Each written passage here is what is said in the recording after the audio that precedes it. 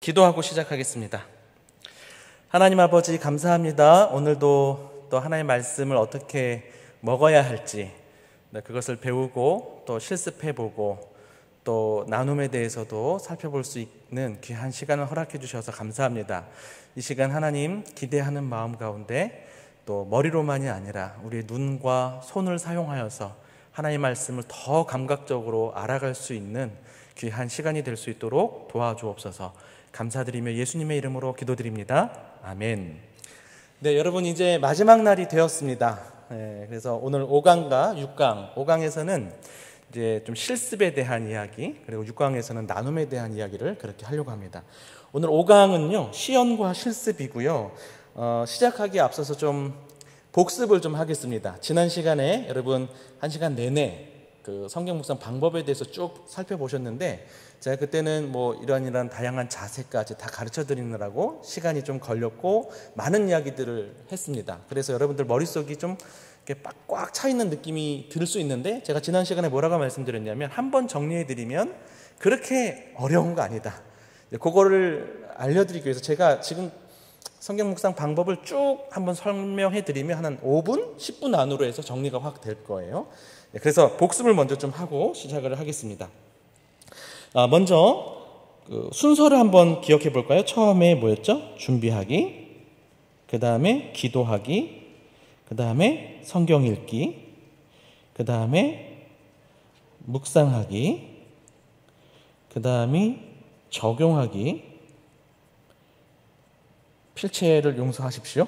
그 다음에 기도하기, 그 다음에 삶과 나눔. 이렇게 기억나시나요? 자, 그리고 이제 준비에 있어서는 외적인 준비는 뭐가 필요하다고 그랬습니까? 정해진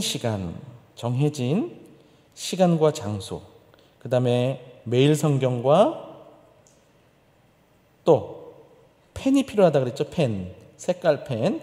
자, 그리고 마음의 준비가 이제 기도라고 할 수 있습니다. 기도에서는 두 가지였어요. 지성소 체험의 시간이기 때문에 회개와 정화 기도, 하나님 만나는 시간이기 때문에 우리 자신을 깨끗게 하는 기도죠. 그 다음에 잘 듣게 해 주십시오.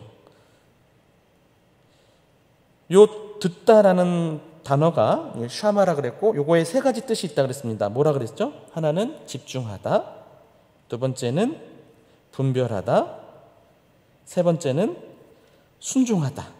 하나님 내가 잘 집중할 수 있게 해주십시오. 잘 분별하고 깨달을 수 있게 해주십시오. 그리고 잘 순종할 수 있게 해주십시오. 이렇게 기도하는 거예요. 2단계까지 끝났고 성경 읽기는 기억나시나요? 흐름 따라 읽고 그 다음에 표시하며 읽고 그 다음에 기록하며 읽어라 말씀드렸습니다.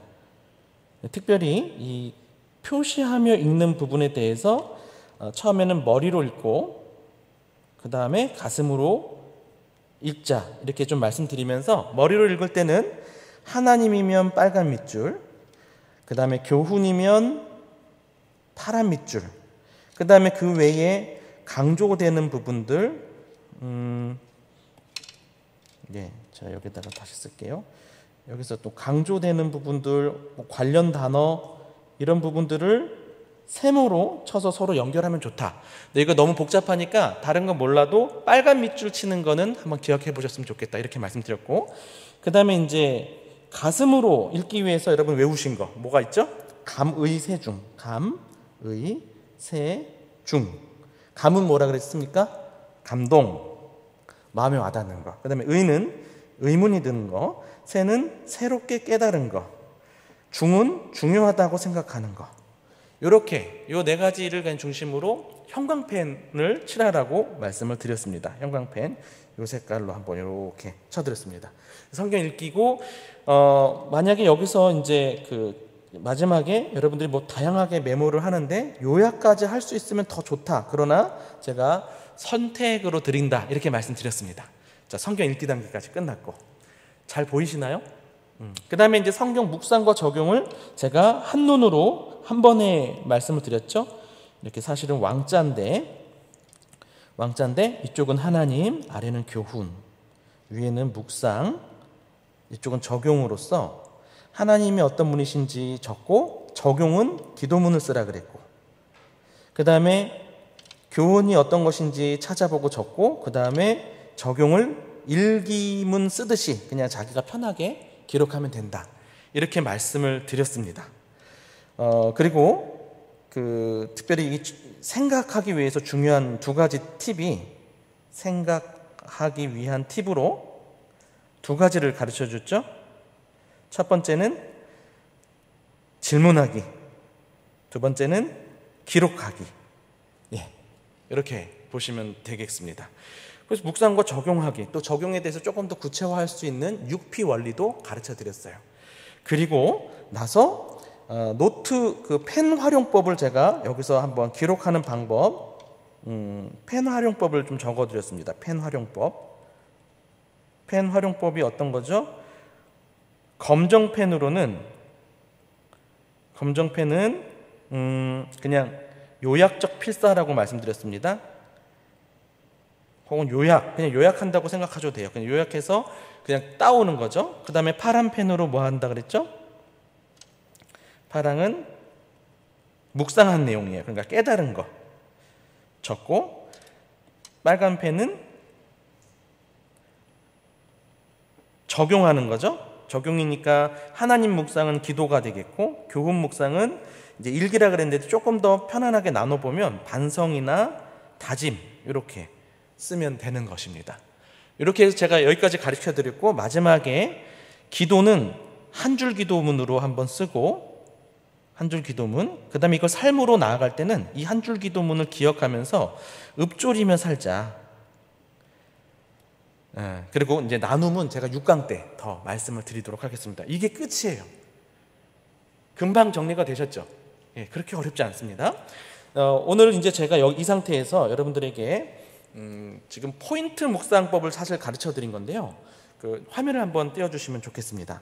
다양한 묵상법에 대해서 제가 여러분들에게 한번 안내를 드려서 여러분 사람마다 다르더라고요. 자기가 원하는 스타일이. 제가 안내를 해드리고 여러분들이 자기한테 원하는 맞는 방식이 뭘까, 또 지금 단계에서 내한테 필요한 단계가 뭘지를 한번 생각해 보시면 좋을 것 같아요. 크게 묵상하는 방법은 단계적인 방법이 있고, 그 다음에 직관적, 종합적 방법이 있습니다. 조금 설명을 할게요. 지난번에 제가 드렸는지 좀 가물가물한데, 우리 동양 사람들은 어떻습니까? 말씀을 보면 그냥 바로 적용을 해버립니다. 한 번에 읽기, 묵상, 적용이 한꺼번에 일어나는 거예요. 그리고 서양 사람들은 그렇지 않아요. 먼저는 그냥 있는 그대로 관찰하고, 그 다음에 해석한 후에 그 다음에 적용을 해요. 그러니까 단계적으로, 논리적으로 그렇게 사고하는 패턴을 갖고 있는 것 같습니다. 저는 어떤 것이 더 좋다 이런 이야기를 하려고 하는 건 아닙니다. 저는 큐티에 있어서는 우리 동양적인 자세 있죠. 바로 그냥 적용하려고 할 때 훨씬 더 적용의 역동성이 일어나게 되기 때문에 이 부분도 필요하다고 생각하고, 때로는 우리가 또 너무 적용으로만 바로 가려다 보면 원래 의미가 무엇인지 놓친 상태에서 이렇게 바로, 그래도 저는 된다라고 생각하지만 조금 더 해석의 건전성을 확보하기 위해서는 단계가 필요하다. 제가 지난번에 여러분들에게 단계를 가르쳐 드린 거예요. 검정, 파랑, 빨강, 이런 단계를 거치니까 조금 더 해석적인 건전성도 확보하면서 적용할 수 있죠. 근데 여러분 그 부분은 어디까지가 읽기고, 어디까지가 묵상이고, 어디까지가 적용이고, 이거 구분하는데 또 막 머리 아플 수 있거든요. 그래서 제가 이따가도 설명을 드리겠지만 그냥 직관적으로 하는 방법도 가능하다. 그 부분도 하나 소개를 해드리려고 해요. 그래서 크게는 말씀드렸듯이 직관적, 종합적 묵상, 그 다음에 단계적 묵상, 이렇게 돼 있고, 단계적 묵상을 여러분들이 저한테 지난 시간에 배운 것이고요. 단계적 묵상도 두 가지로 나눌 수 있어요. 하나는 포인트 묵상, 그 다음에 정리식 묵상. 포인트 묵상은 여러분들이 묵상하면서 마음에 와닿았던 거 형광펜 친 거 있죠. 혹은 하나님이나 교훈 하나 해가지고 그냥 많이 안 하고 한 2개 정도 포인트 내가 묵상한다 생각하는 거예요. 그냥 꼭 하나님 하나, 교훈 하나 할 필요는 없는데, 한번 우리가 묵상할 때는 그래도 하나님을 알아가는데 목적이 있으니까 한번 의식적으로 하나님에 대한 포인트 하나 잡아보고, 근데 본문에 따라서 하나님이 안 나타나는 본문들도 있어요. 무시하셔도 되고, 어찌됐든 한두 포인트만 자기가 묵상하는 거죠. 좀 부담이 없어요. 그리고 제가 여러분들한테 그 포인트 묵상을 가르쳐 드린 겁니다. 그리고 이제 제가 하는 방식은 요거예요. 정리식 묵상. 시간이 조금 더 걸려요. 조금 더 걸리는데 저는 욕심이 많아가지고 한두 포인트만 안 하고 그냥 좀 다 정리해서 하나님과 관련돼서도 다 찾고 교훈과 관련돼서도 다 찾고 그러면서 정리하면서, 그러나 적용은 뭐 다 하는 건 아닙니다. 그 중에 하고 싶은 부분만 적용하는 방식으로 저는 정리를 합니다. 근데 정리를 할 때도 두 가지 방법이 있어요. 하나는 제가 하는 방식은 요 방식입니다. 두 질문별로 방금 말씀드렸듯이 하나님이 어떤 분이십니까에 대해서 다 찾고 정리하고 깨달은 거 적고, 그 다음에 이제 적용문을 쓰고, 그 다음에 교훈이 무엇입니까를 다 찾고 또 깨달은 거 적고, 뭐 이런 식으로 저는 이제 하는 편이고요. 또 하나 이제 제가 여러분들에게 또 소개시켜주고 싶은 것은 문단별 정리예요. 문단별. 그러니까 뭐 포인트 묵상이 될 때 전체 문맥을 좀 우리가 그 전체 이해를, 성경에 대한 전체 이해가 좀 부족할 수 있고, 그 다음에 이제 하나님과 교훈을 나눠서 이렇게 묵상하는 것이 때로는 이렇게 흐름보다도 인위적으로 느껴질 수도 있고, 그래서 사람들이 이제 많이들 이제 뭐 성경 공부식 묵상이라고 생각하시면 될 것 같아요. 조금 더 성경의 전체 맥락과 그 해석 부분들을 더 많이 살리면서 하는 방법인데, 그게 이제 문단별 정리예요. 근데 방법은 포인트 묵상하고 똑같아요. 어떻게 하냐면 그러니까 보통 두세 문단이 있겠죠? 그럼 첫 번째 문단을 요약하는 겁니다. 검정색으로. 그리고 거기에 대해서 파란색으로 내가 깨달은 걸 적고, 그 다음에 빨간색으로 그 부분이 하나님과 관련된 것 같으면 기도문으로 쓰고, 교훈과 관련된 것 같으면 일기문을 쓰면 되는 거예요. 헷갈리면 아무거나 하셔도 되고, 또 기도문으로 해도 무방합니다. 거의 대부분 기도문 쓰셔도 돼요. 그렇게 문단별로 요약하고 깨달음 적고, 그 다음에 이제 기도문이나 일기문 쓰는 방식, 이렇게 하는 것도 이제 성경을 계속 같이 공부하면서 묵상 적용하는 그러한 방식에서 좋은 것 같아요. 물어보고 싶긴 하네요. 여러분들 어떤 게 좀 좋으십니까? 여기 잠깐 와 계시는 분들은. 쉬운 부분은 이제 제가 처음 하시는 분들한테 소개하고 싶은 것은 요겁니다. 우리가 잘 배우고 있는 포인트 묵상. 그냥 한두 포인트 하자. 처음에 할 때는 너무 큰 맘 먹지 마시고 부담 갖지 말고 한두 포인트만 마음에 와닿는 거 하자. 이 얘기를 제가 드리고요.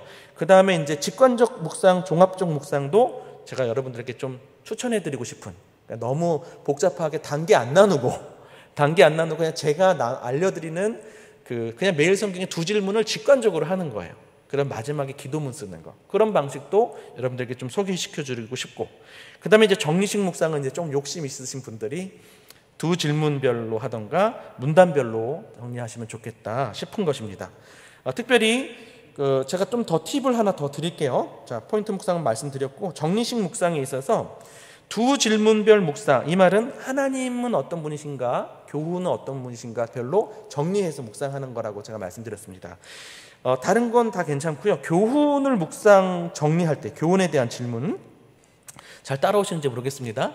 두 질문 중에 교훈 묵상에 대한 부분들을 정리하실 때 팁을 좀 드리자면, 이렇게 하실 분들이 얼마나 계실지 모르겠지만 나중에라도 좀 참고가 되시라고 말씀드립니다.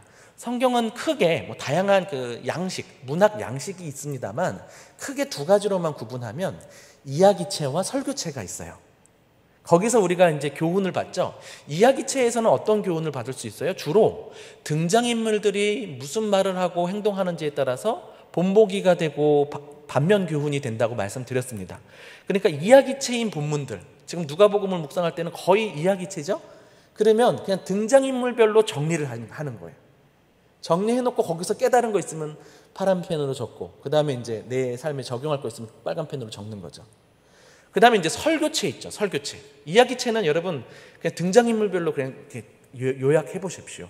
그렇게 정리하시면 되고, 설교체는 어떻게 하면 좋냐면 여러분이 그냥 평소에 공부할 때 쓰는 방식이에요. 그냥 이제 그냥 우리나라 말로 쭉쭉 적혀져 있는 글들을 좀 자기가 이해하기 쉽게 요약 정리하는 거예요. 그러니까 예를 들면 저는 이런 식으로 씁니다. 뭐 여기 앞에 보이시면 뭐 로마자 1, 그 다음에 일반 우리 숫자 1, 그 다음에 반괄호 1, 그 다음에 동그라미 1, 이런 식으로 해가지고 우리가 그 하위 개념, 상위 개념을 나누지 않습니까? 그러니까 본문이 설교체다 그러면 한번 이것을 내가 한번 정리해 보는 거예요. 이렇게 공부하듯이 요약을 한번 해보는 거예요. 그러면 내용이 더 선명하게 논리적으로 이해가 되고, 거기서 이제 내가 좀 더 깨닫는 거 있으면 좀 파란 펜으로 적고, 그 다음에 교훈이니까 적용할 때 좀 내가 빨간 펜으로 뭐 일기문 쓰듯이 적으면 된다. 이렇게 보시면 돼요. 자, 요거 좀 복잡하게 느껴졌을 수 있지만 아마 좀 도움이 될 것 같아요. 여러분 마음에 정해 보십시오. 내가 올해는 포인트 묵상을 하겠다. 그리고 조금 더 지나면 정리식 묵상도 시도해봐도 좋고, 아니면 직관적 종합적 묵상, 요것도 좋다. 일단 처음에는 요거 포인트 묵상과 직관적 묵상을 제가 좀 추천해 드리고 싶고요. 이 직관적 묵상에 대해서도 제가 한번 말씀을 드릴게요. 그냥 어떻게 해요? 첫 번째로는 자유롭게 메모하죠. 일단은 그냥 여러분 큐티노트가 있어도 되고, 아니면 매일 성경 빈 그 공간에다가 쓰시면 됩니다. 그냥 자유롭게 메모하죠. 저는 이 메모하는 부분들이 많지는 않습니다. 거의 안 하기도 합니다. 그러니까 0이라고 제가 했어요. 0번 자유롭게 메모하시면 되고, 혹시 요약할 수 있으면 좋다고 말씀드렸고, 그 다음에 1. 하나님은 어떤 분이신가? 그럼 여러분들이 본문을 통해서 뭐 그냥 다 쓰는 거예요. 여기서 뭐 검정, 파랑, 빨강의 의미가 없고요. 그런 단계가 의미가 없고, 본문을 통해서 내가 느끼는 하나님에 대해서 한번 적어보는 거예요. 원래 알고 있던 하나님 말고요, 본문에 나타난 하나님이 어떤 분이신지 그냥 적는 거예요. 아마 이것에 여러분들이 더 익숙할 수도 있습니다. 그냥 단계 안 나누고. 그렇죠? 두 번째, 교훈은 무엇인가도 여러분들이 이제 편안하게 직관적으로 적을 수 있어요. 그런데 제가 좀 더 여기서 팁을 드리자면 스페이스 원리를 좀 설명해 드리고 싶어요. 스페이스. S는 뭐냐면 since예요. 내가 고백해야 할 죄, 버려야 할 죄를 찾는 거죠. 그리고 promise, P는 promise예요. 내가 붙잡아야 할 약속. 그래서 여러분 약속도 교훈입니다. 그 다음에 A는 뭐예요? 액션, 내가 고쳐야 할 생각이나 피해야 할 행동을 찾는 거죠. 그 다음에 C는 command, 내가 순종해야 할 명령. 그 다음에 example, 아까 말씀드렸듯이 내가 본받아야 할 점 혹은 본받지 말아야 할 점. 이렇게 스페이스. 근데 여러분 이거 딱 보시면 이게 본문에서 찾는 건데, 원래 단계적인 사고로 보시면 이게 이해가 잘 안 돼요. 왜냐하면 그 본문 안에서 내가 깨닫는 건데 내가라고 해서 나한테 자꾸 연결하면, 제가 연결은 적용이라 그랬잖아요. 그래서 이게 그냥 뭐 여기가 묵상이냐 적용이냐 구분이 의미 없고 그냥 하시는 거예요. 성경이, 하나님께서 우리에게 성경을 주신 목적이 하나님 알기와 그래서 하나님의 뜻대로 살기잖아요. 그러니까 1번은 하나님 아는데 목적을 두고 쓰는 거고, 두 번째는 묵상과 적용이 그냥 다 합쳐져 가지고 하나님 앞에서 내가 어떻게 살아야 될지에 대해서 적는 거예요. 근데 이제 그러고 나서 하나만 좀 제가 더 플러스로 좀 적었는데, 이건 하셔도 되고 안 하셔도 돼요. 여러분들이 이건 이제 다 적었죠? 적고 나면 특별히 나한테 기대하시는 것이 뭐가 있을까? 그런 부분들을 하나 더 적어봐도 좋을 것 같아요. 그리고 마지막에 이제 여러분 기도문을 한번 적어보는 거예요. 이거는 한 줄 기도문을 이야기한 게 아니라, 여러분 제가 지난번에 말씀드렸지만 기도문 쓸 때 고백, 감사, 회개, 간구, 결단, 요 어떤 그 컨티를 좀 생각하면서 적다 보면 사실 또 다시 한번 또 적용이 되고 다시 한번 하나님과 교제가 되고 그런 부분이 돼요. 그러니까 여러분 제가 여기서 여러분들에게 그냥 말씀드리는 것 사실은 세 가지예요. 하나님 어떤 분, 교훈이 무엇인지, 그 다음 기도문 쓰는 건데 중간에 요거 3번을 하나 더 넣은 겁니다. 더 넣어서 한번 특별히 한 가지 정도 하나님께서 나한테 기대하시는 게 있을까? 여기서 어떻게 보면은 또 하나님과 교제하면서 물어보시면서 할 수 있는 부분이겠습니다.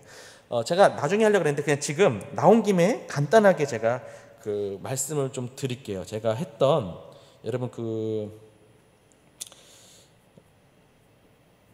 직관적 통합적인 묵상 실습에 대해서 잠깐 여러분들에게 말씀드릴게요. 간단하게만 좀 말씀드리겠습니다. 여호수아 1장 1절부터 9절, 지난번 강의 안에도 있고 오늘 강의 안에도 있을 겁니다. 거기 보시면 부침 2에 직관 통합적 실습이라고 나와 있는데, 요거는 이제 제가 이제 어떤 식으로 했는지 좀 잠깐 보십시오. 뭐 이렇게 읽는 실습은 넘어가고요. 제가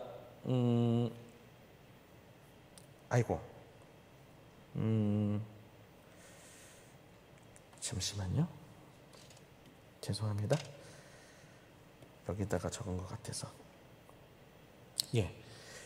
글씨가 좀 악필인데 잘 보일지 모르겠네요. 그냥 본 거예요.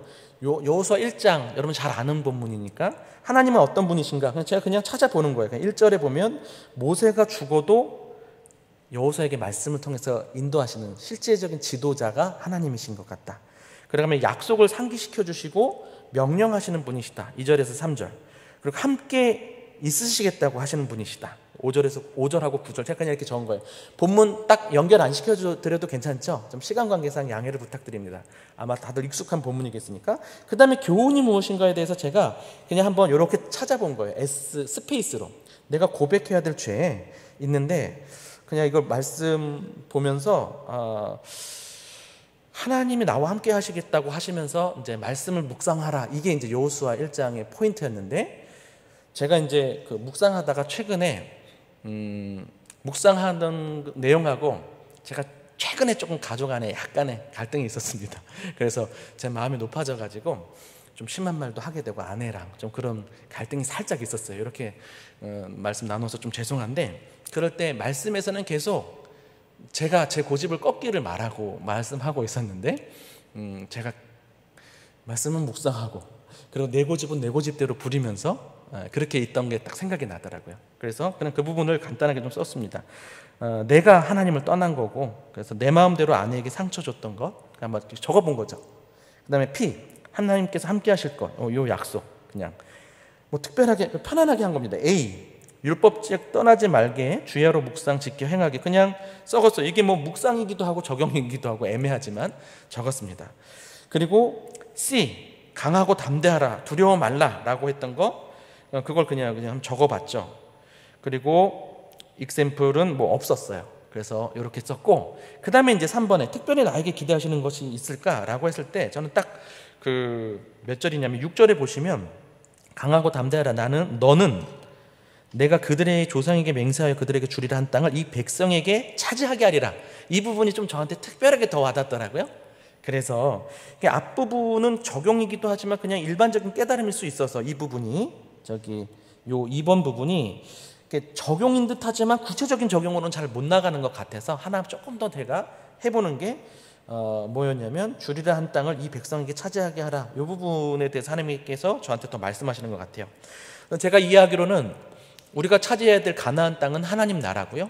또 하나님 나라를 우리가 소유하기 위해서는 하나님의 나라의 법인 말씀의 통치를 받을 때 하나님 나라를 정복하고 소유할 수 있는 거죠. 누리고 이 백성들로 하여금 다 차지하게 하라라고 한 이 말씀이 저한테는 은평교회에 말씀 묵상을 잘 가르쳐서 은평교회 각 성도님들도 같이 묵상하면서 하나님의 말씀의 통치를 받고 각 자기가 속해 있는 개인과 가정과 교회와 모든 곳에서 하나님 나라를 정복할 수 있게 하라라는 의미로 저한테 다가온 거죠. 그래서 더 잘 준비해서 잘 가르쳐야겠다 이렇게 적용을 한 것입니다. 그 다음에 기도문으로 주님이 주신 땅인 하나님 나라를 소유하고 누리며 확장하기 위해 하나님 나라의 법인 말씀의 통치에 순종해야 함을 다시 깨닫게 하시니 감사합니다. 저뿐만 아니라 하나님의 백성이 차지할 수 있도록 은평교회 성도들과 더불어 일어나 이게 그 표현에 있어서 말씀을 주야로 묵상할 수 있게 하소서 이렇게 정리한 거예요. 자, 직관적 통합적 묵상도 괜찮죠. 좀 단순하면서 요렇게 하던가 아니면 포인트 묵상하던가 그렇게 보시면 될 것 같아요. 자, 그러면 다시 이제 포인트 묵상으로 들어가겠습니다.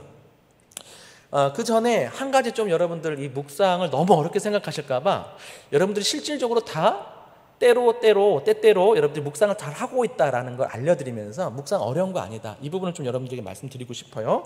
우리가 이게 그 7단계를 제가 그동안 가르쳐 드렸는데 사실 방법론과 관련된 건 요 3가지 단계죠. 성경 읽기, 묵상하기, 적용하기.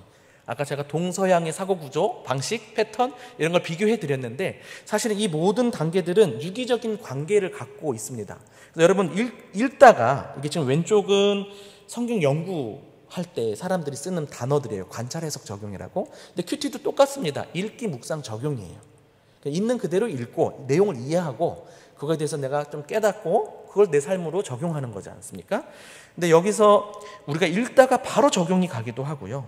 또 읽기와 묵상이 중첩되는 지점도 있고 또 묵상과 적용이요. 이게 묵상인가 적용인가 싶을 정도로 아까 스페이스 같은 경우도 그래요. 이게 적용인가 적용이에요. 적용인데 이게 이제 좀 어려운 말로 하자면 보통은 이제 3단계로 보통 이제 성경 연구에 대해서 많이 이야기하다가 나중에 이제 섬세하게 연구하다 보니까 사실 5단계더라. 그래서 이 중첩되는 부분을 소위 적용적 해석이라고 표현을 하기도 하더라고요. 이거 저한테 굉장히 중요한 발견이었는데, 그러니까 우리가 적용적 묵상을 하게 돼 있는 거예요. 근데 이제 제가 큐티하면서 여러분들에게 좀 더 강조하고 싶은 것은 우리가 적용을 한다고 했을 때는 조금 더 구체화될 수 있으면 좋겠다. 그 정도로 좀 여러분들에게 강조해드리고 싶습니다. 어찌됐든 이런 부분들을 생각하시면서 봅시다.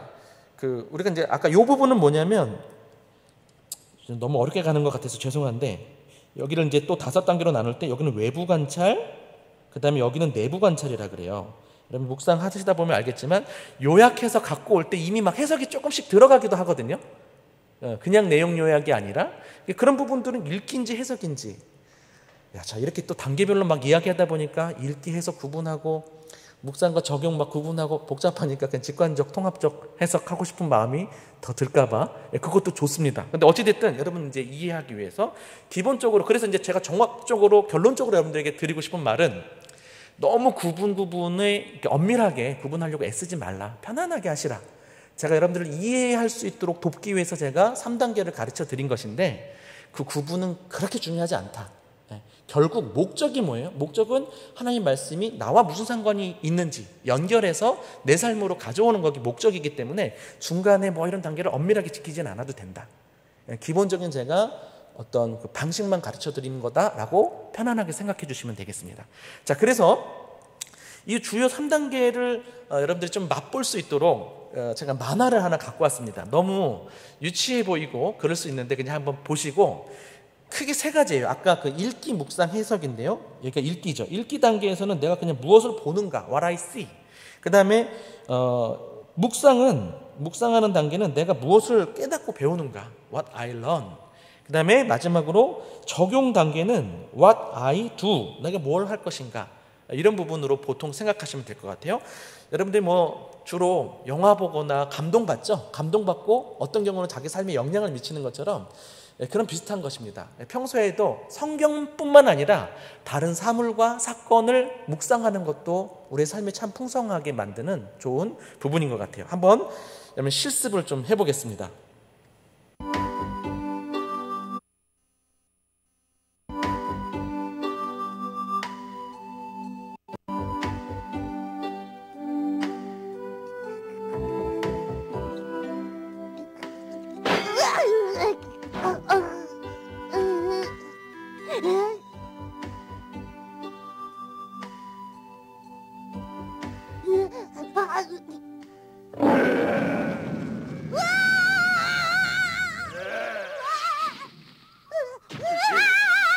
내 단장을 깨운 게 네 녀석이냐? 죄송합니다. 제가 잘못했어요. 제발 목숨만 살려주십시오. 한 번만 용서해 주시면 은혜는 꼭 갚겠습니다. 은혜를 갚아? Please trust me. 나는 동물의 왕 사자님이시다. 너처럼 조그만 생쥐 한 마리가 무슨 수로 은혜를 갚겠단 말이냐? 됐다. 어차피 널 잡아먹어봤자 간에 기별 안 갈 테니까 가거라. 어서. Thank you. Thank you so much.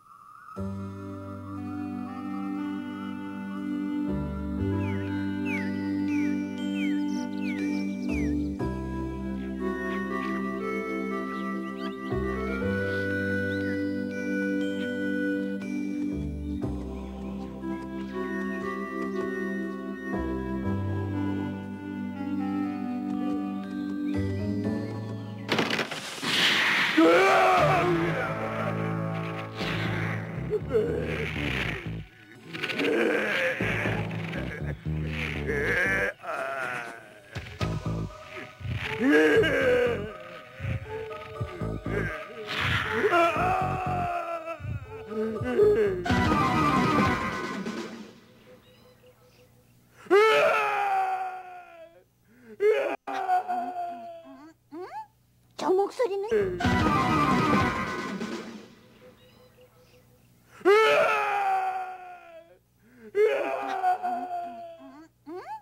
저 목소리는?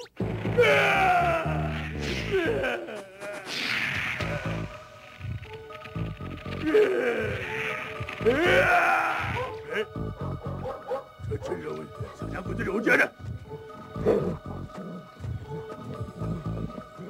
내가 이렇게 잡힐 줄이야. 사장님, 사장님!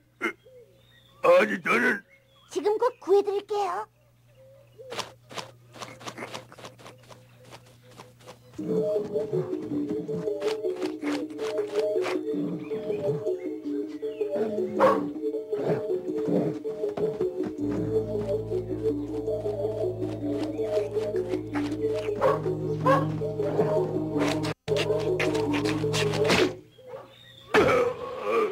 자 고맙다. 자 어서 내들이 타라. 네.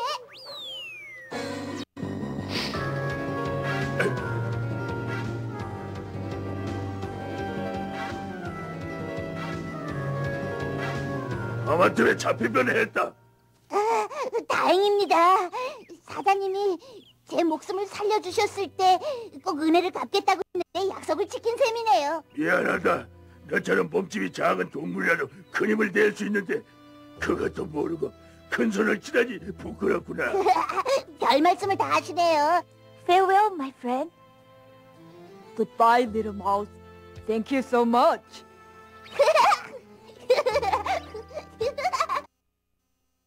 재밌게 보셨나요? 오랜만에 만화 보셔가지고 사실 제가 어린이들 큐티 가르칠 때 쓰는 영상이었어요. 근데 선생님들이 더 좋아하더라고요. 그래서 이제 여러분들에게도 소개를 해봅니다. 그럼 무엇을 보았나요? 그리고 무엇을 배웠나요? 그리고 내가 무엇을 할 수 있을까요? 요거에 대해서 한번 이제 생각해 보시면 좋을 것 같은데 우리 한 권사님 나오셔가지고 한번 발표해 주셨으면 좋겠습니다. 본 게 기억나는 거, 네 앞에 나와주셔서 네네.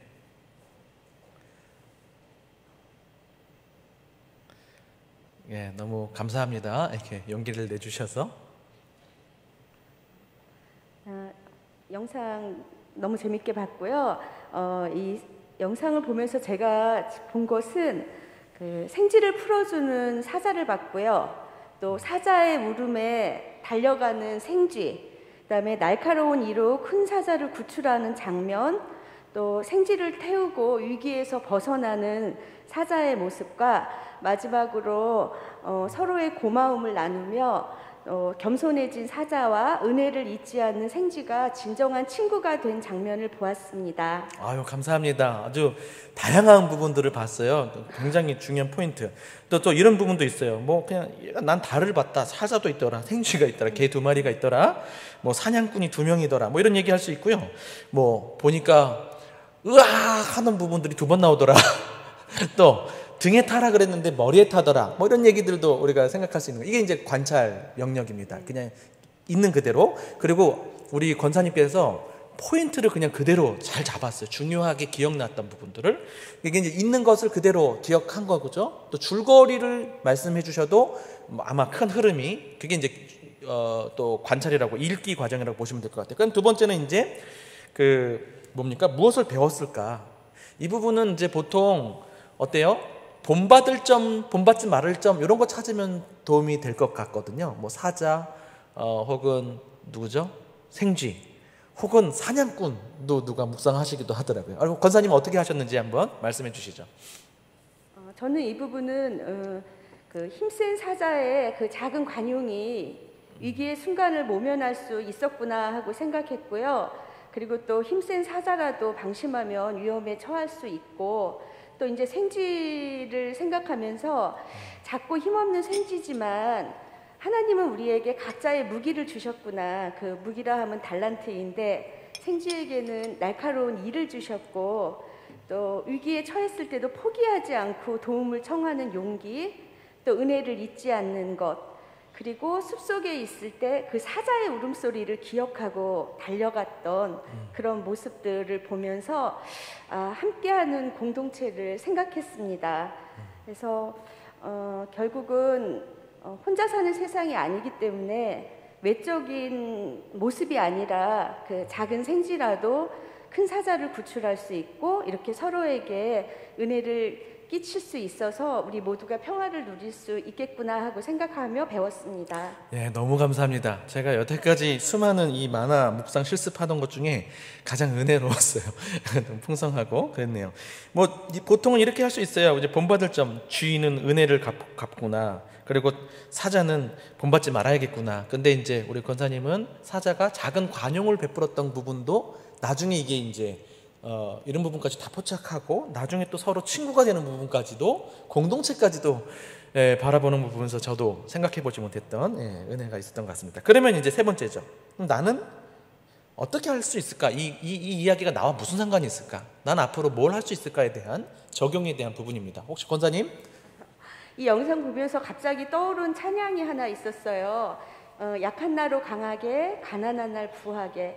이 찬양이 생각나는데 요즘 같은 상황에서 전문 지식도 재능도 없는 내가 무엇으로 우리 구역 식구들과 내가 섬기고 있는 사람들을 도울 수 있을까 생각을 했는데 또 이 생쥐에 그 하나님께서 작은 생쥐한테도 이렇게 달란트를 주셨는데 저에게 주신 그 은혜로 내가 주변을 좀 더 자세히 살피고 전화나 문자로 내 삶을 좀 풍성히 나누어야 되겠다.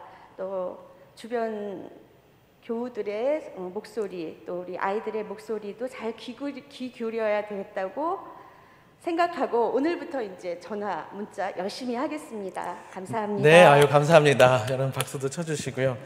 예, 감사합니다. 예. 여러분 이게 지금 만화 묵상하는 거 보니까 조금 더 이게 성경 묵상 이렇게 하는 거구나 좀 와닿죠?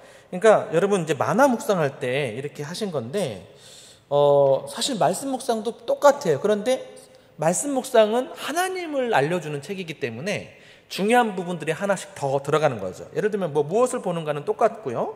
무엇을 배우는가도 아까 사람들을 통해서 배울 점들이 있었죠. 그런데 성경 말씀이기 때문에 뭘 우리가 또 깨달아야 돼요? 배워야 돼요? 하나님이 어떤 분이신가? 다시 복습이 되는 것 같습니다. 또 뭘 할 수 있을까라고 했을 때 다짐이나 반성만 하는 것이 아니라 우리 하나님을 알고 그분과 교제하는 게 또 목적으로 성경을 주셨기 때문에 우리가 또 뭘 할 수 있죠? 기도할 수 있는 것. 이렇게 보시면 이제 성경 묵상이 이런 맛보기와 감을 익히실 수 있었다라고 제가 그냥 좋게 한번 생각해 보겠습니다.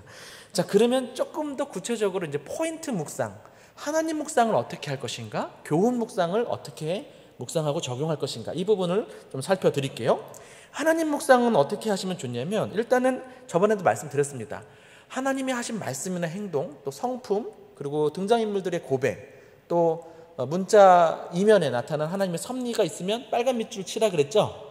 그거 그냥 찾아가지고 그 중에서 다 안 하셔도 되고 한 가지만 찾아서 혹은 엮어서 하시면 될 것 같습니다. 그래서 묵상할 때는 이렇게 쓰시면 좋아요. 하나님은 어떠한 분이시다. 이렇게 깨달는 걸 적으면 떨어지게 이렇게 더 다양하게 하실 수는 있지만 자유롭게 하실 수 있지만 하나님은 이러이러한 분이시다. 혹은 분이신 것 같다. 이런 식으로 파란 펜으로 쓰시면 이제 깨달음, 묵상이 되는 것이고 그다음 적용할 때는 뭘 써야 된다 그랬죠? 기도문. 그렇게 쓰시면 되는 거예요. 그리고 기도를 구체화할 때 제가 5손가락 기도문을 가르쳐 드렸습니다. 자, 그러면 한번 볼게요. 제가 하나 예시를 드릴게요. 창세기 1장 1절에서 3절인데 이 중에 그냥 1절만 보고 묵상할 수도 있고 혹은 1절과 3절을 엮어서 묵상할 수도 있어요. 하나님 어떤 분이신지. 저 같으면 이제 이렇게 하죠. 1절은 그냥 하나님은 천지를 창조하신 분이시다. 그냥 바로 이제 정리가 될 수 있고요. 1절과 3절을 묶으면 하나님이 천지를 창조하셨고 3절에 보면 이르시되 빛이 있으라 하니까 빛이 있었다. 제가 이제 요약적으로 필사한 거죠.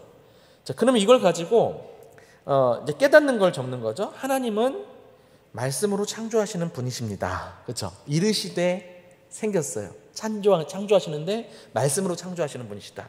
그래서 그 2절과도 연관된 건데 말씀으로 무질서하고 공허한 세상을 새롭게 말씀으로 창조하시는 분이시다. 이렇게 제가 이제 깨닫는 부분들을 적고 그다음에 이제 기도문을 적는 거죠. 주님은 말씀으로 천지를 창조하시고 오늘도 저를 하나님의 백성으로 말씀을 통해서 창조하시는 분이십니다.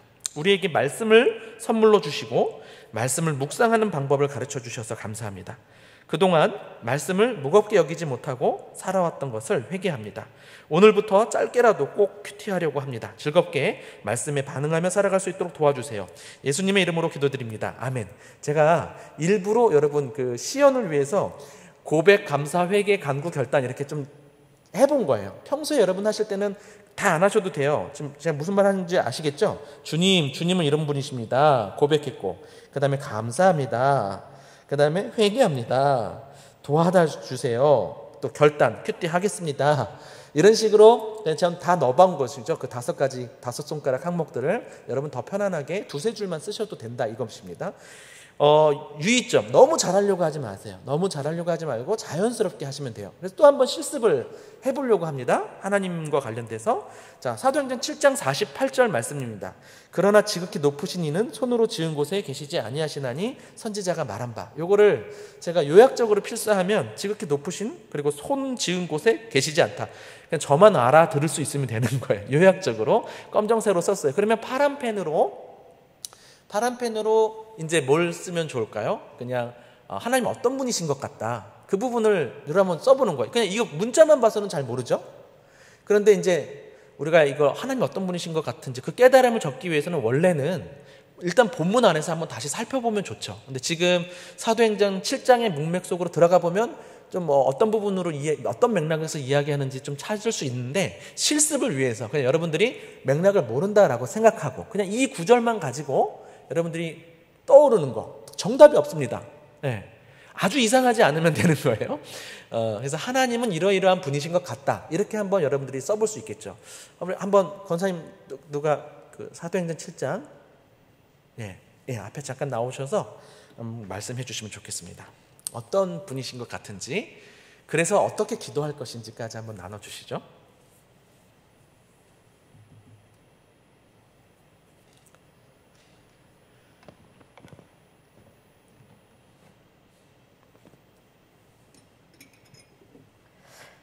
사도행전 7장 48절에서 보여주시는 하나님은 저는 지극히 높으신 이는 손으로 지은 곳에 계시지 아니하신 분이라는 말씀 보면서 우리 하나님은 시공간을 초월하시는 분이라는 생각을 했습니다. 네, 감사합니다. 그렇게 딱 깔끔하게 하나님은 시공간을 초월하고 계시는 분.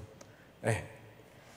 그래서 적용 부분에서는 하나님은 언제나 어디에나 함께 하시는 분이라는 것 때문에 저는 아들이 멀리 미국에 엄마도 없이 혼자 있는데 그곳에서도 하나님이 함께 하심을 믿고 평안을 주신 것에 대해서 감사드리고요.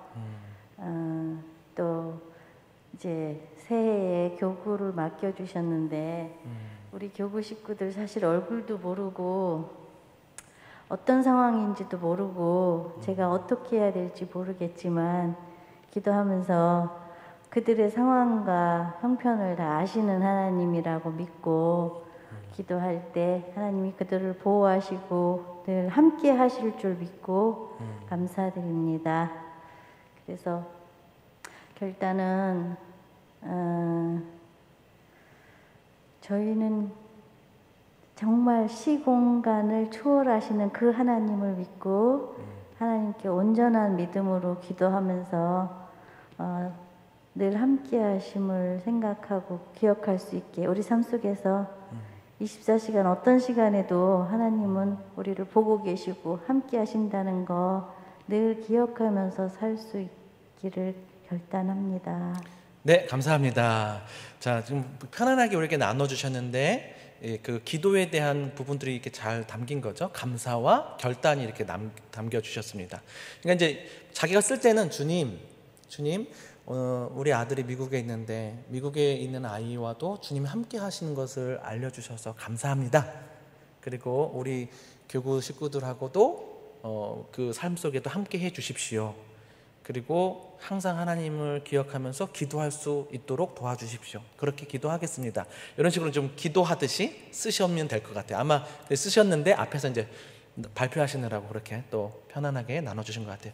예, 아들이 미국에 계실지 몰랐는데 또 적절하게 또 하나님께서 말씀 주신 것 같습니다. 감사합니다. 자, 포인트. 하나님에 대해서 여러분 이제 좀 감이 오셨죠?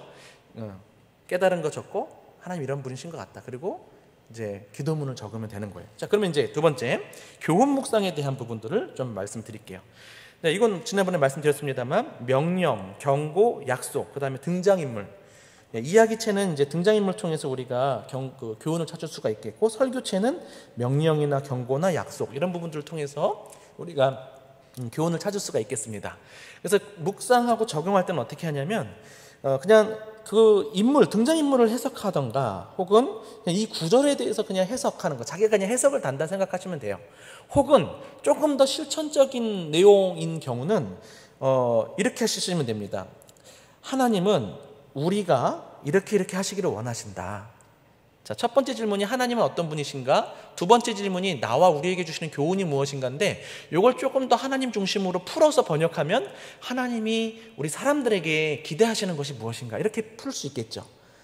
그래서 뭐 구절마다 다를 수 있겠는데 그냥 이런 식으로 예를 드리는 겁니다. 등장인물을 해석하십시오.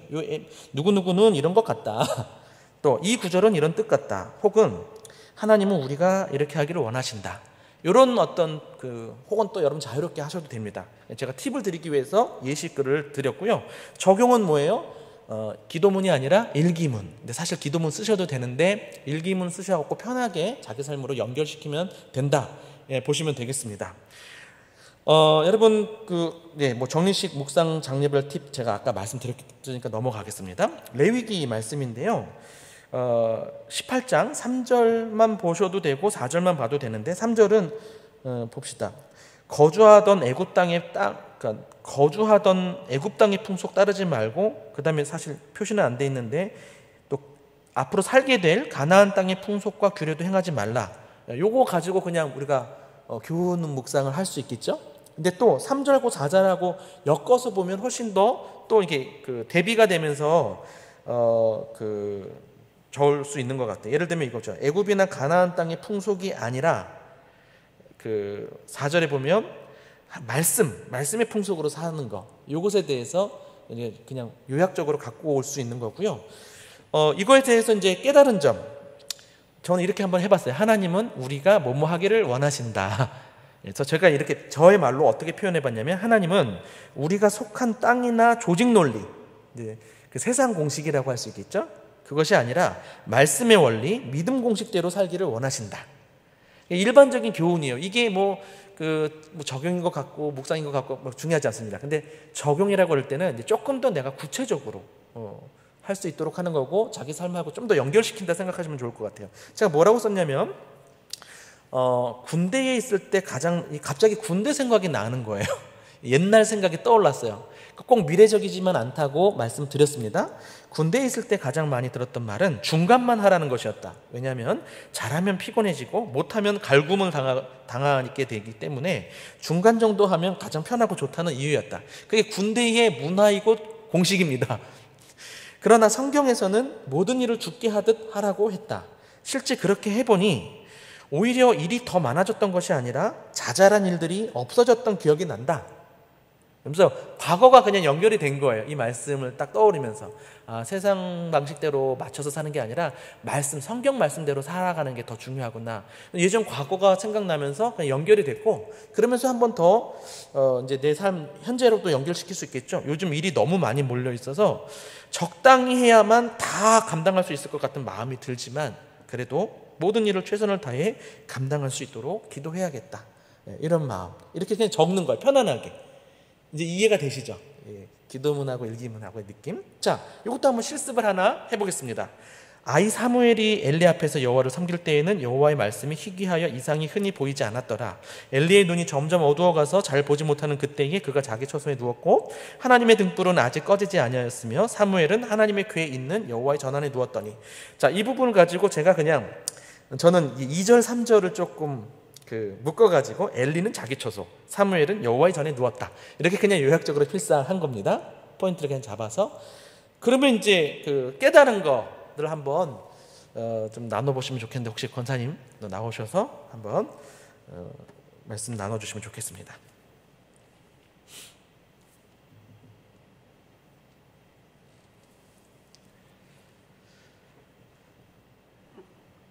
저는 여기서 엘리의 눈이 점점 어두워졌다는 부분에서 엘리가 영적으로 어두움 가운데 있었다는 게 좀 생각이 났고요.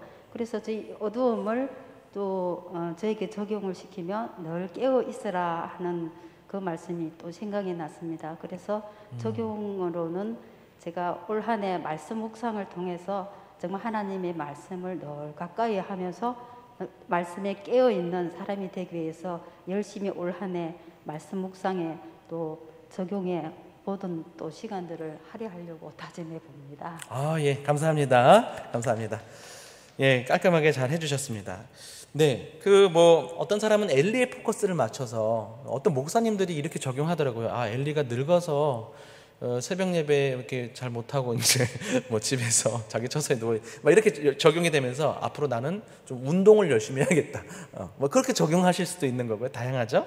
그다음에 이제 사무엘과 관련해서 왜 사무엘은 여호와의 전환에 누웠을까 보니까 앞에 하나님의 궤에 있는이라는 수식어 보면서 말씀에 대한 사모하는 마음으로 그 자리를 지켰구나. 그래서 방금 우리 권사님은 엘리랑 사무엘이 이렇게 딱 연결되게끔 하셨어요. 엘리가 영적으로 어두웠던 거 깨어있지 못해서인데 사무엘은 깨어있었죠. 그래서 말씀 앞에 나아갔죠. 이렇게 연결을 좀 잘 해주신 것 같아요. 그래서 여러분 이거 가지고 나도 사무엘처럼 성전에 교회에 가서 자야겠다 이렇게 적용하는 거 이게 문자적 적용이라 그래요. 그런데 하셔도 돼요. 자기 자신의 유익을 위해서. 근데 문자적 적용은 항상 일반화시키거나 정당화시키지 않도록 주의를 하셔야겠습니다. 자발적으로 자기의 유익을 위해서 문자적 적용은 가능하지만 그 본질적인 의미는 뭐죠? 말씀을 사모하는 마음이었어요.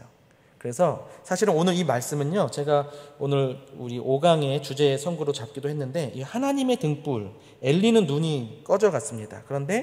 그리고 그때 여호와의 말씀이 희귀해서 이상이 흔히 보이지 않았다. 하나님이 늘 말씀하시는 분인데 왜 보이지 않았을까? 영적인 지도자들의 어둠 때문이었겠죠. 그런데 하나님의 등불이 아직 꺼지지 않았다라는 것은 사무엘을 상징하는 거였죠. 하나님의 말씀으로 이 세상을 밝히 비춰줄 그 하나님의 등불이 아직 꺼지지 않았는데 그가 바로 깨어서 하나님의 말씀 앞에 나아가는 자였다라는 부분들 또 묵상해 볼 수 있게 됩니다. 여러분, 저는 이 은평교회가 올 한 해 또 그 이후에도 하나님의 등불이 되었으면 좋겠습니다. 다 깨우셔서 게으름과 피곤함과 이런 거 다 이기시고 말씀의 자리에 성실하게 나아가시면서 하나님의 말씀을 깨닫고 자기의 주변과 교회와 세상을 비추는 하나님의 등불이 되기를 바랍니다.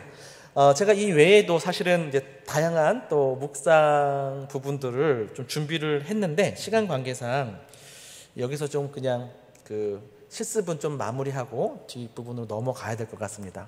단계별 또 제가 오늘 본문도 묵상을 해왔었어요. 그래가지고 시연도 좀 보여드리려고 했는데 이제 제가 봤을 땐 지금 이 감이 오셨잖아요, 그렇죠? 이렇게 하는 거구나. 검정, 파랑, 빨강, 기도문, 일기문, 그리고 이 정도 감 얻으셨으면 됐다라고 생각이 됩니다. 그래서 6강을 한 번 더 실습으로 그냥 한 번 더 해야 될지 그런 마음도 있지만 여튼 이 부분은 제가 넘어가고 마지막 좀 마무리를 하겠습니다. 마무리하기 전에 그냥 볼게요. 제가 그냥 준비했던 것을 그냥 눈으로라도 좀 살펴볼 수 있도록 화면을 좀 띄워주시면 우리 매일 성경 할 때 어떻게 합니까? 이제 전 큐티 전날 거 먼저 보고 그 다음에 오늘 전날 거의 어떤 흐름들을 보시고 흐름을 보면서 이렇게 읽는 거 그리고 이게 흐름을 본다는 건 제목과 주요 그 내용이죠. 그런 부분들을 좀 보고 그 다음에 이제 표시하면서 읽는데 형광펜칠한 거 그냥 빨간 밑줄은 예수님이 하신 말씀 이렇게 한번 쳐본 거고요. 그 다음에 이제 서로 연관성 있는 단어를 그 세모를 쳐가지고 서로 연결을 해봤습니다. 연결을 해보고 그리고 나서 이제 제가 그 시연을 위해서 제가 조금 더 자세하게 포인트마다 이렇게 예를 들면 18절 본문을 일로 가갖고 하나님 어떤 분이신가 18절에 악함을 하시고 이런 식으로 해가지고 파란 펜으로 질문의 의도와 속내를 아시는 분 그러면 이제 그냥 편안하게 기도문을 적는 거예요. 주님은 저희 속마음까지 잘 아시는 분이십니다. 주님 앞에 사람 앞에 겉과 속에 다른 사람이 되지 않게 하소서. 항상 주님의 시선 앞에 살게. 왜 안 한다 그래놓고 하고 있네요. 어찌됐든 이런 식으로 이렇게 연결하는 거예요. 그리고 때로는 이제 교훈은 파란 펜이죠. 때로는 15, 16, 17절까지를 다 그냥 정리해 놓고 이것에 대해서 그냥 내가 깨달은 것들을 위해 적고 그 다음에 이제 내가 이제 일기문 쓰듯이 근데 뭐 메모 쓰듯이 했는데 여기서 좀 이제 그 위선에 대한 문제인데 이 부분에 대해서 뭐 제가 적용할 때 나, 공동체, 사회와 관련해서도 좀 적용을 해보기도 했었던 부분이 있겠습니다. 그리고 뭐 이제 예를 들면 이런 거 있어요. 이렇게 바리새인들하고 이제 논쟁하셨잖아요. 예수님이 워낙 훌륭하게 대처하셨는데 놀랍게 여겨요. 22절 보시면 말씀을 듣고 놀랍게 여겨 예수를 떠나가니라. 근데 제가 이게 이해가 안 가는 거예요. 놀랍게 여겼으면 스승으로 삼아야지 왜 떠나가는가.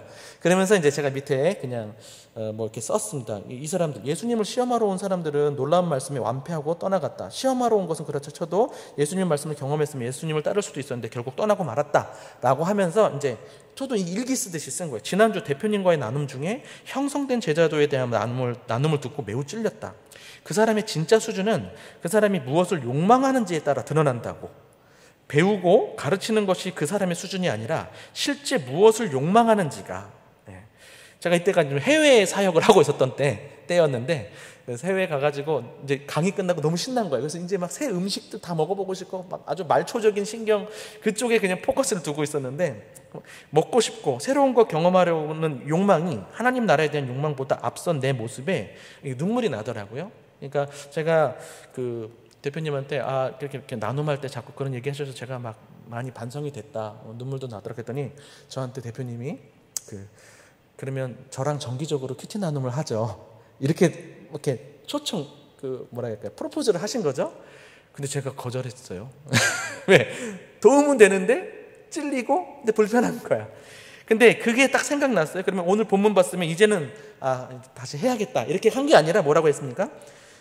찔림을 주어서 감사했지만 따르고 싶지는 않았던 것 같다. 그러면서 한 번 더 고민해 봐야겠다 그러죠. 솔직하게 그냥 막 적는 거예요. 여기 몇 번 반복되다 보면 이제 또 하겠죠. 그리고 그 이후에는 몇 번 대표님하고 나누기도 했었습니다. 좀 길었고요.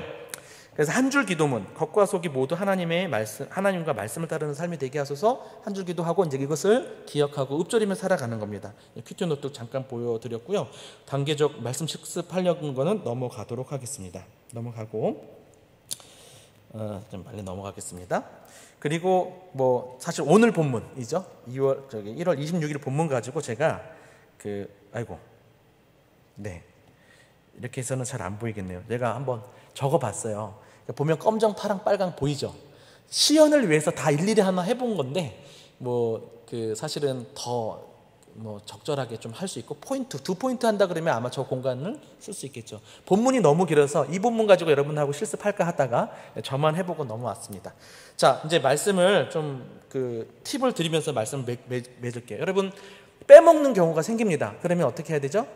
하루 이틀 빼먹었으면 한번 내용 이해라도 좀 하시도록 성경이라도 읽으셨으면 좋겠고 3일 이상 빠졌다 그러면 그냥 넘어가십시오. 어떤 사람들은 막 작년 5, 6월호를 막 계속 묵상하고 있어요. 아까워서 그런지. 근데 이렇게 과제하듯이 하시면 안 되고요. 그냥 넘어가셔도 돼요.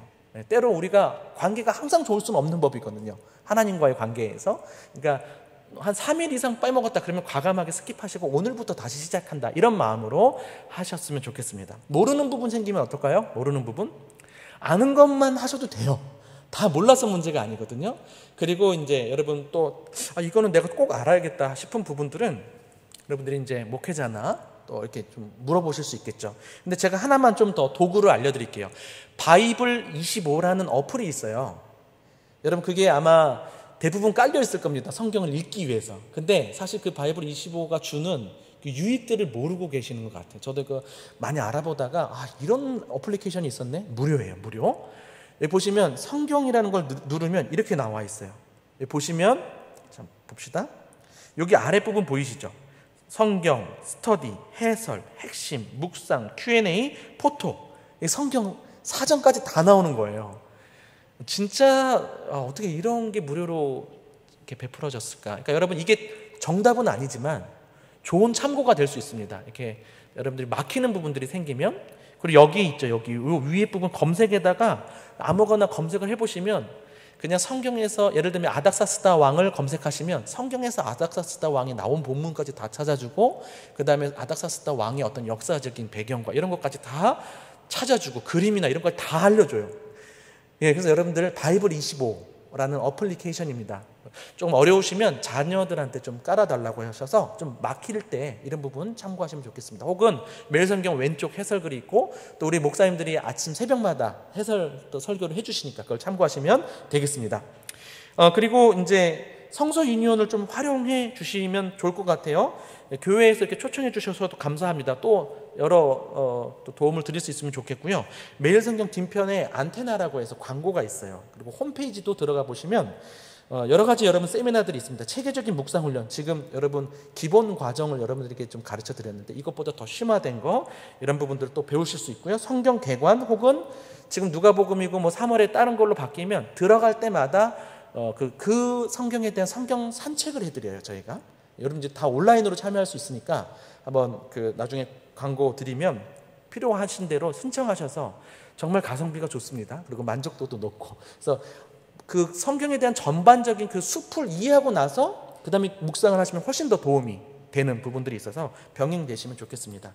묵상 훈련 교재도 한번 광고를 드립니다. 지금 현재 리뉴얼 돼가지고 처음 과정, 배움 과정, 세움 과정 2과, 4과, 6과 이런 식으로 구성되어 있는데 이런 부분들도 여러분들 한번 보시면 아마 조금 더 여러분 더 묵상 자체를 배우시는데 도움이 될 것 같습니다. 자, 정리합니다. 큐티를 잘하려면 일단 지속적으로 하셔야 되죠. 손에 가까이 하십시오. 너무 어려우면 밑줄 치는 큐티만이라도 하셔요. 뭐 기록 안 하셔도 돼요. 그렇게 시작하시고 두 번째 가장 중요한 건 진정성입니다. 손에 가까이 속에 가까이 해야 되죠. 예, 손에 가까이 하는 건 지속성이고 속에 가까이. 예수님이 바리새인들한테 이렇게 얘기했습니다. 너희가 성경에서 영생을 얻는 줄 생각하고 성경을 연구하거니와 너희들 열심히 연구한다. 그런데 이 성경이 곧 내게 대하여 증언하는 것이니라 라고 이야기하면서 42절에 이런 말씀하셨어요. 다만 하나님을 뭐하는 것이 너희 속에 없음을 알았노라 라고 했을까요? 사랑이에요. 사랑. 하나님을 사랑하는 것 없이 열심히 연구하고 적용할 수도 있다.